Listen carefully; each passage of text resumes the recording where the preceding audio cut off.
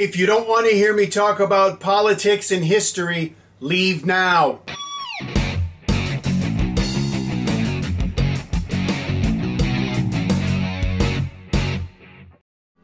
當你好愛呢個地方，好愛呢度嘅人嘅時候，你就自然會不惜一切咁保護佢。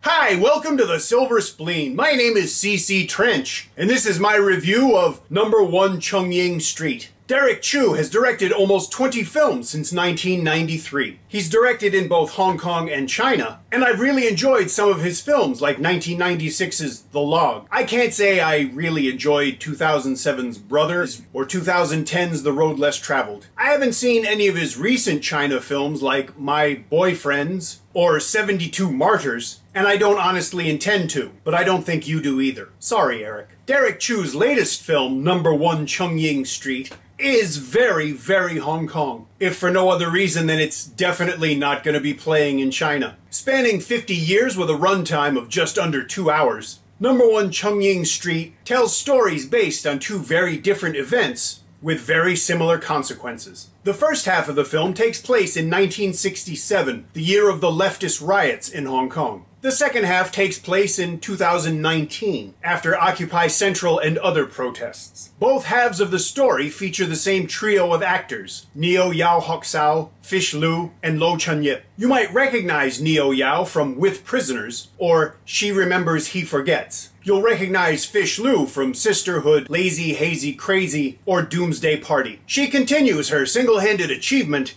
of preventing me from disparaging models who become actresses. But more importantly, she continues to set a very high bar that quite honestly most of her actor contemporaries are incapable of reaching, much less getting over. If more actors acted as well as she does, a lot of movies would suck less. And so would my life. And you know the kicker? She doesn't think she acts well. She acts better than all four Supergirls put together. And if you don't believe me, watch Twilight Online. Grief, where were we? Fish Lu's character is the emotional center of Number 1 Chung Ying St. And as a consequence, she's got a lot of weight to carry. That's not a fat joke.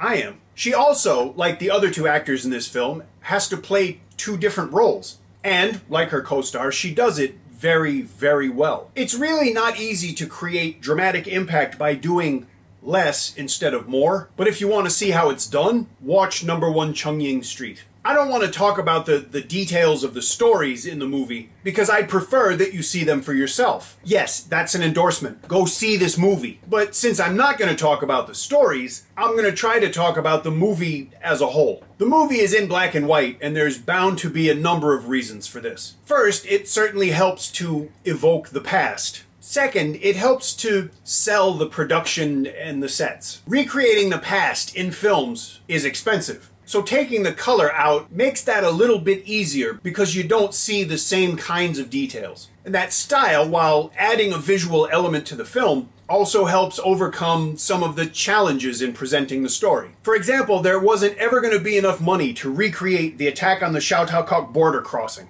So the stylized representation of it that you see makes both artistic and financial sense. The black and white cinematography also kind of raises the overall film's presentation. Thankfully, Number 1 Chung Ying St. isn't attempting to be an art movie, but the use of black and white adds a layer of style that you wouldn't have otherwise. Number 1 Chung Ying St. is deliberate, which is a positive term that means slow. In other words, the story unfolds at a leisurely pace, but I never felt like I was losing interest. And I'm me. I remember while I was watching it that this almost seems like a film Anne Hoy might have made. The movie takes the time to allow viewers to get to know the characters, and it does so by showing them do very mundane things, like living everyday lives. That also helps when these very regular people get caught up in, or put themselves into, events that are, in the literal sense, extraordinary. What impressed me most about Number 1 Chung Ying St. is how even-handed it is. The movie definitely picks a side, or at least has sympathies, but it doesn't necessarily say that that side is right, or even better than the other. I found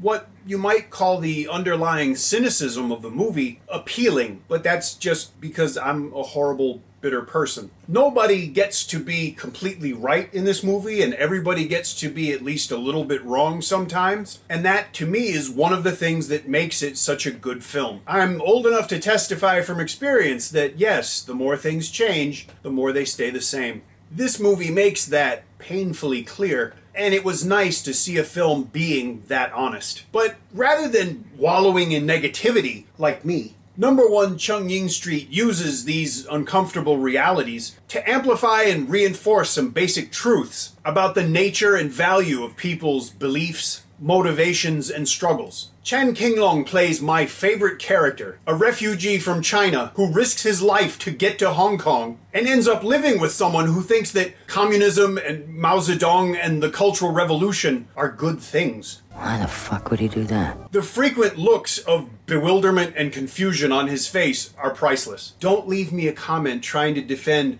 the Cultural Revolution, or blowing up children with a bomb wrapped in gift paper, or burning a radio host alive in his car. Just don't. All sides and everyone get criticized in this movie. And as a consequence, I think it's likely to anger as many people as it pleases. Might even make more people angry than happy. The highest compliment I can give this movie is that probably not enough people are going to see it. You know, a lot of times it seems as though a film's box office returns are inversely proportional to the quality of the film itself. Number 1 Chung Ying St is a very, very good movie, and it should be seen by as many people as possible. Sadly, though, there may be factors other than just the film's quality that affect that. Number 1 Chung Ying St was rejected by the Film Development Fund for having, quote, no commercial value, unquote. The Hong Kong International Film Festival declined to screen the movie at all, not as the opening or closing film, just not in any way, shape, or form. They said that it was a poor fit for the program, whatever that means. So, Derek Chu submitted it to the Osaka Film Festival instead, where it won Best Film. But every good patriotic Chinese person knows that you can't trust the Japanese. And what do they know about movies anyway?